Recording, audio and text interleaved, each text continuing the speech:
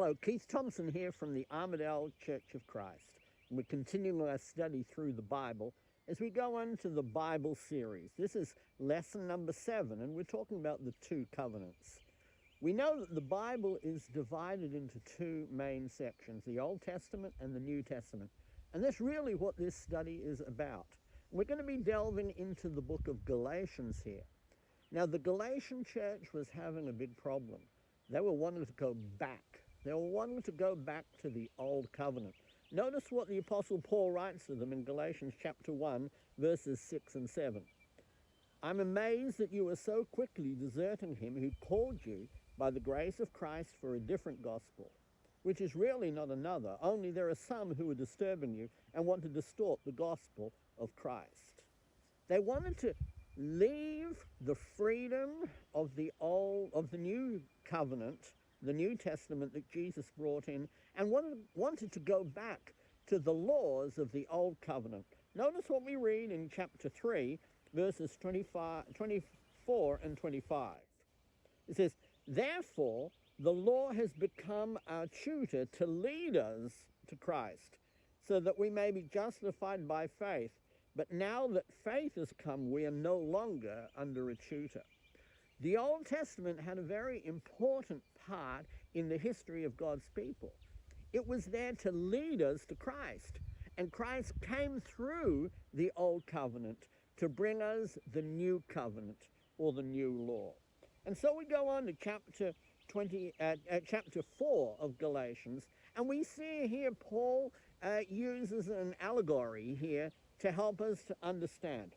So follow along with me as we read Galatians 4, starting in verse 21. Tell me, you who want to be under the law, do you not listen to the law? For it is written that Abraham had 2 sons, one by the bondwoman and one by the free woman. But the son by the bondwoman was born according to the flesh, but the son by the free woman through promise. This is aragolically speaking, for these women are 2 covenants, one proceeding from Mount Sinai, bearing children who are to be slaves. She is Hagar. Now, this Hagar is Mount Sinai in Arabia and corresponds to the present Jerusalem, for she is in slavery with her children. But the Jerusalem above is free. She is our mother. For it is written, rejoice, barren woman who does not bear. Break forth and shout, you who are not in labor. For more numerous are the children of the desolate than of the one who has a husband. And you, brethren, like Isaac, are children of promise. But as at that time he who was born according to the flesh persecuted him who was born according to the Spirit, so it is now also. But what does the scripture say? Cast out the bondwoman and her son, for the son of the bondwoman shall not be an heir with the son of the free woman. So then, brethren, we are not children of the bondwoman, but of the free woman. Now here in this passage, it talks about Abraham having 2 sons. One was born according to the flesh, born of Hagar, and the other was born of the promise through Sarah, that is Isaac.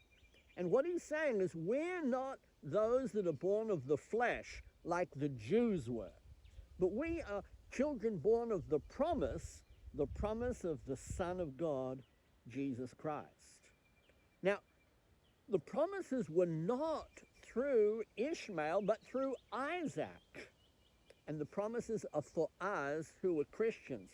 So we see there in verse 28, and you, brethren, like Isaac, are children of promise. That is us. And so what does it say? Verse 30, but the Spirit, what does the Spirit say? Cast out the bondwoman and her son. That's Hagar and her son.